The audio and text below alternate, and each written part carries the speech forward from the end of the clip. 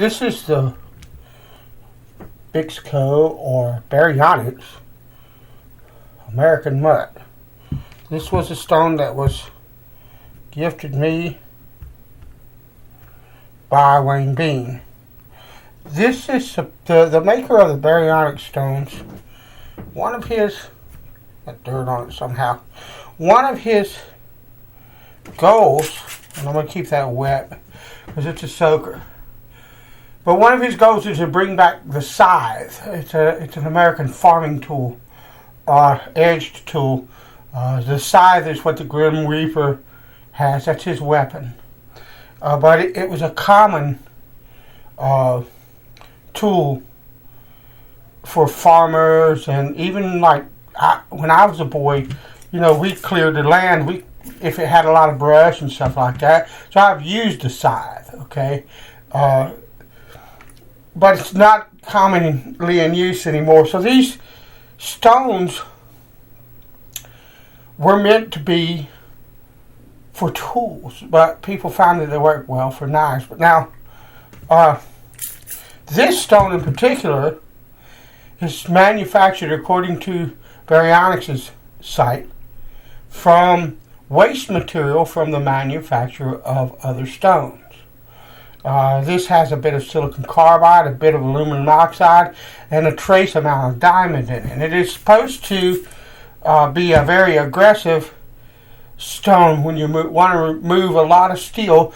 But one of the things that this stone is presented as is one that leaves a very nice finish that's, that is different than what it actually does. In other words, a much finer finish than you would expect from a stone that would move material like this does. Now, I don't have any knives that are in really bad shape, so I really don't need to move steel with knives, but I am a woodworker. This is a Harbor Freight chisel. When I first started getting serious about learning woodworking, I didn't have anything worth the flip, so I bought these. Now, these are not fine tools. They're not, okay? If you look at it, it says chrome vanadium. There was a time when that meant something, but now when you see chrome vanadium, even like case, it means mystery steel, because you don't know what the steel is.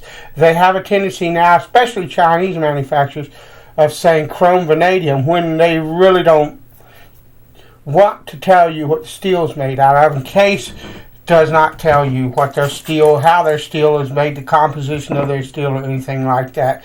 And so they use vanadium, CV. Okay, but like I said, this is not a fine tool. And you see, if you look at the edge, you see all those chips and stuff. Okay, I don't treat this as a fine tool, but I built my workbench with this tool. And tools, the other three, I think it is in the set, and it worked. You just have to sharpen them more often because the steel is not very good. But I want to see how this stone moves steel, and this is how I sharpen a woodworking tool. You can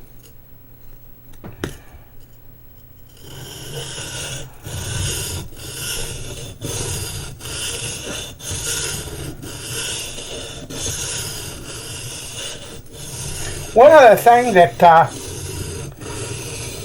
Baryonyx says is that due to the nature of the construction of these stones, because they are made from recycled material that was used, that is actually waste material from other stones, from the manufacture of other stones, that the performance and the color of these stones can vary.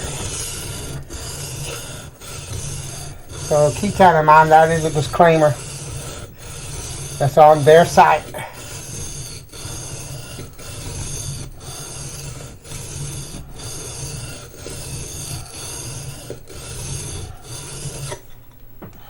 what I'm doing, and that is removing quite a bit of steel. I already got a really huge burr, and if you look, a lot of the chipping is already gone. What I'm doing is I'm laying this knife was this chisel was ground with a wheel, a grinding wheel. And if you look, you see all those scratch marks in there? Okay, that's because this is hollowed slightly. So you see I'm polishing here, and I'm polishing on the edge. What this does is it allows you to sharpen the stone faster. I'm simply laying the chisel on here. Okay, you can feel, because you've got a flat here and a flat here, and this hollow in between. When you lay it, you can feel when it contacts the stone, and then I just choke up on it a bit. And what I'm doing is I'm not moving my hands back and forth. I'm swaying my whole body side to side. It helps to maintain angle on the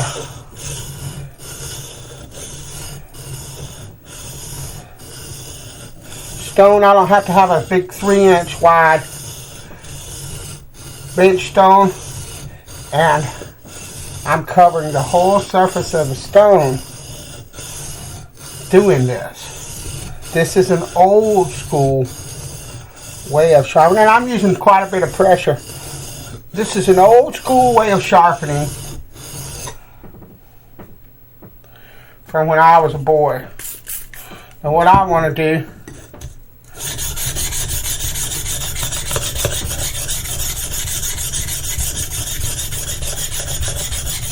you can quickly see all the swarf that's being built up on this stone. It is cutting quite fast. So let's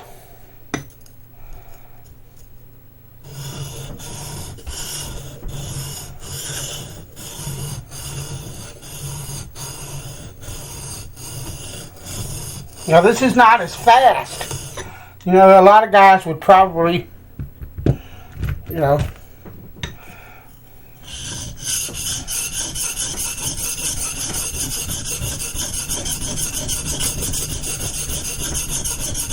they'd probably do that. Let's try that a bit. But I've found my angle, and I've locked my wrist. There are several different ways that you can sharpen. Depends what you're after. I tend to use this when I need to remove a ton of steel very quickly. You can see all we've really got left. All we've really got left is a little chip right here. So we're gonna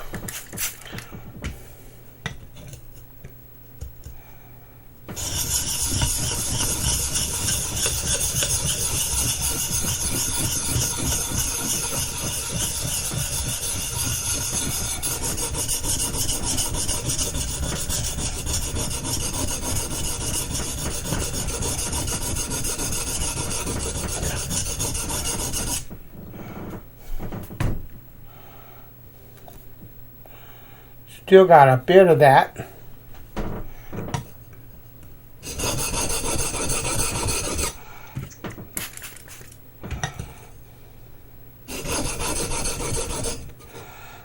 Excuse me. The sharp corners of the chisel, I had these, so I needed to readjust my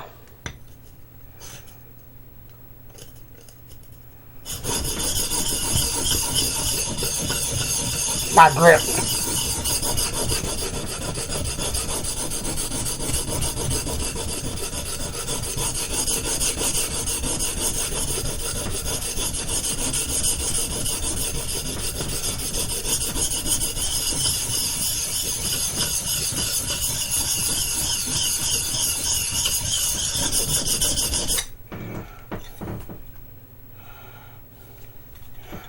I'm holding it flat, and I'm removing the burr from off the back of the chisel.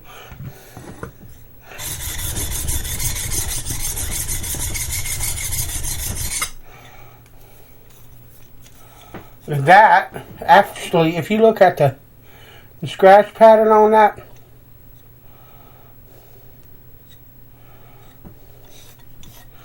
that's pretty fine.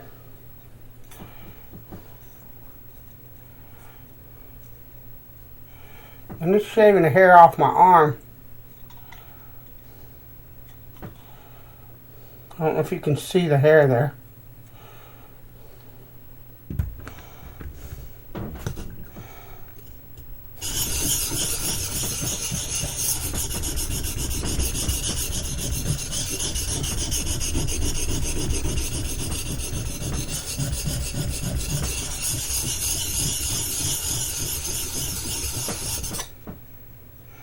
Lovely. All right. With my naked eye, I can barely see right there. So, a few more passes, that'll be gone.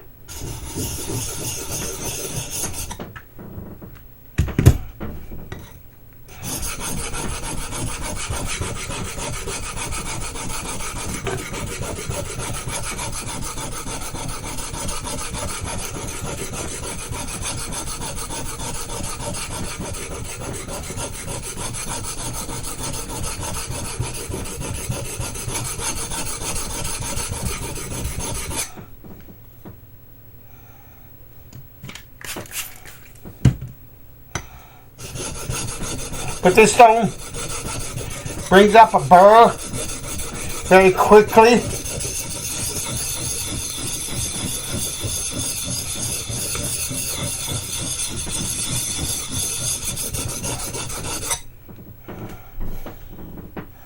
And that is gone. I don't know if you can see, but there's a burr. I've removed the burr like probably 3 times. There's a burr all the way across the back of that chisel. And I can take it now.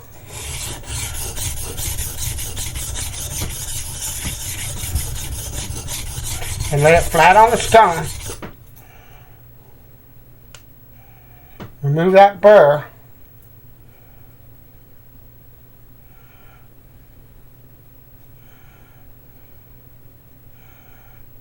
And the edge is shaving. Lovely. Alright. That's pretty quick.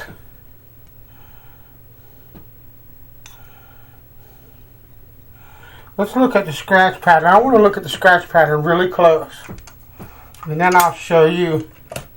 If I took this to a strop, and we'll do that here in a minute. I have my loop here. I want to look. Yep, all the damage except one tiny. You can see one tiny little. Actually, no, that was dirt on the. That was dirt on the edge. But there, it's also there's a bit of a burr left on it, so you might get. And if you look, you can see in the light here and here and here. So what you might end up with is a bit of a stubborn burr off of this.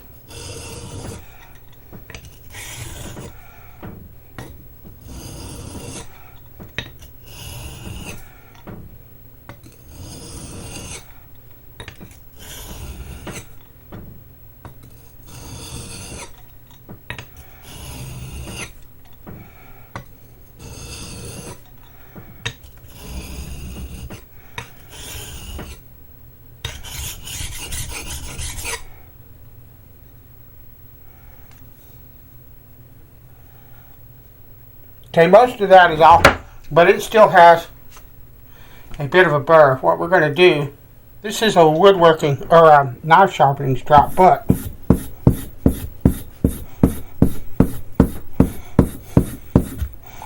Whoa.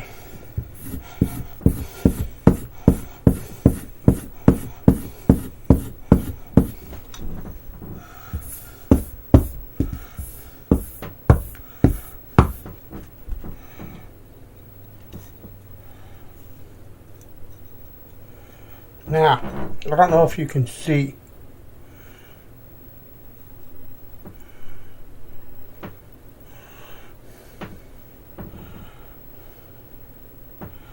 I don't know if you can see the hair on that. But that's a razor sharp tool. The finishing quality of that stone is very fine.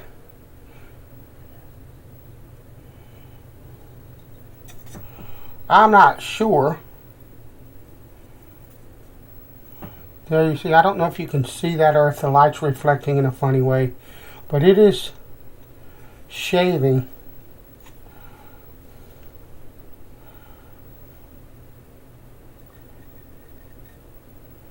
With no issues.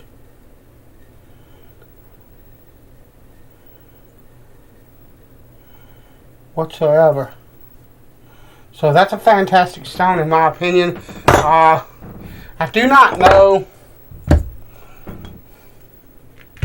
how well this will clean or how it's loaded up quite a bit now.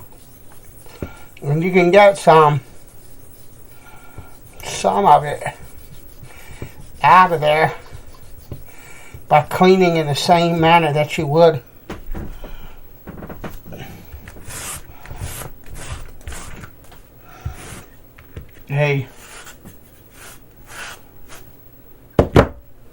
an oil stone. But